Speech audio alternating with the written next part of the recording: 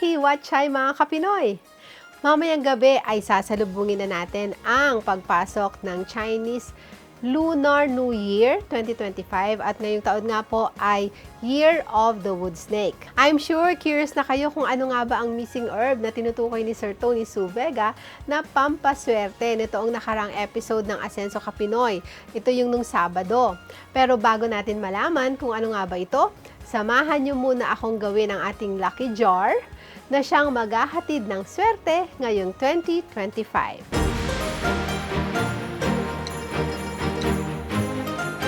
Ang step 1 natin, syempre ihanda na muna natin ang ating jar o vase.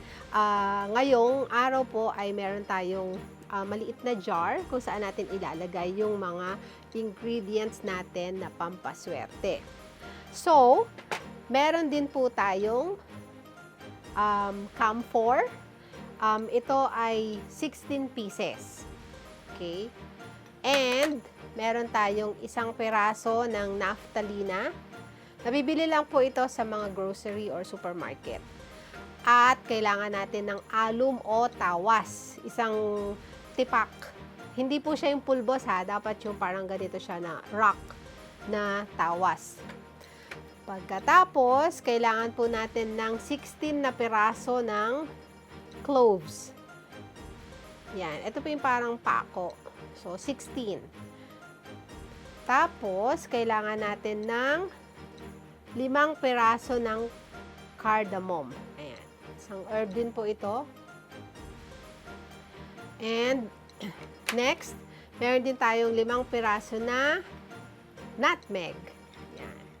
At syempre, ang pinakahihintay ng lahat, ang secret ingredient sa ating lucky jar, ito ay ang, charan, star anise.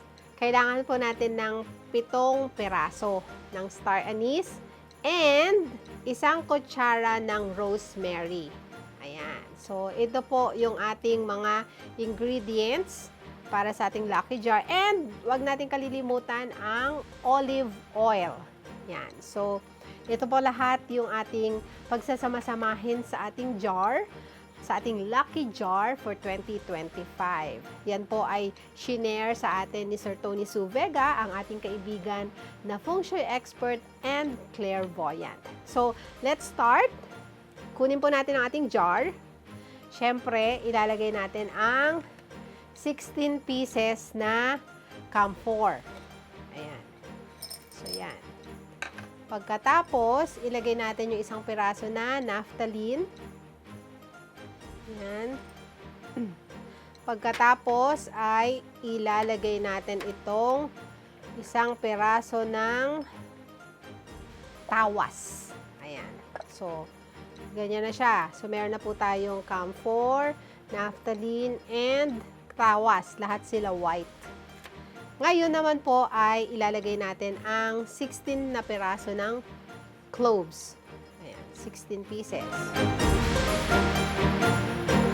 Next ay 5 piraso ng cardamom. Okay, lagay natin. 1, 2, 3, 4, 5. Ang susunod naman po ay yung ating nutmeg. 5 pieces din, ilagay natin sa ating jar. Lucky jar for 2025. Okay. At, syempre, yung sinasabi nating secret ingredient, ang star anise. 7 piraso po, ilagay natin dyan sa ating lucky jar. 3, 4, 5, 6, 7. And last but not the least, ang ating 1 kutsarang rosemary. Bus lang po natin dyan. Okay. Ngayon, kompleto na yung ating mga herbs at ibang mga pampaswerte. Ang next nating step ay lalagyan po natin ng olive oil. So, bubuhusan po natin ng olive oil ang ating jar. So, yan. Ganyan lang po, kasimple. So, this is our lucky jar na shinare po sa atin ni Sir Tony Su Vega, ang ating friend long time friend, as in almost 2 decades na po. Ang feng shui po ay gabay lamang po ito para sa atin. Ang importante pa rin po ay ang ating pananalig sa Diyos, dahil ang ating Panginoon ang siyang magbibigay sa atin ng magandang buhay. So, ayan. So, okay na. Medyo natakpan na natin yung tawas. Medyo malaking tipak kasi yung tawas na nailagay ko. So, ayan. So, here is our lucky jar for 2025. So, ngayon, wag po natin siyang masyadong tatakpan. Okay? So, parang hindi siya yung itatakip mo na masyado. Parang slightly lang po na takip. Parang ganyan lang. Huwag nyo pong itatakip na masyado. And then, ilalagay po natin ang lucky jar natin sa east sector ng inyong tahanan. So, east po. Kumuha lang po kayo ng cellphone ninyo. Meron pong compass doon. Ako po, ang ginawa ko ay 94 degrees east sector. So, pwede nyo pong gayahin yon. Katulad nito, mga kapinoy, so, kung meron po kayong cellphone, may compass po yan.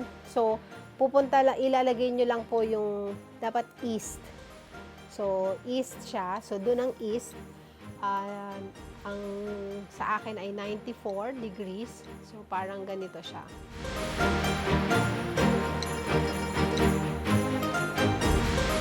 Sa mga kapinoy, dapat ay ilalagay natin siya sa east sector. Katulad ko, ginawa ko ay 94 degrees sa east. So, iiwasan po natin yung sinasabi nilang dead feng shui na 90 degrees, 180 degrees, 270 degrees, at saka yung 360 degrees. Iwasan po natin yon dahil ang tawag doon ay dead feng shui. So, eto na mga kapinoy, ready na ang ating lucky jar. So, sana ay pagpalain tayo ng Panginoon sa 2025 Year of the Wood Snake with our lucky jar.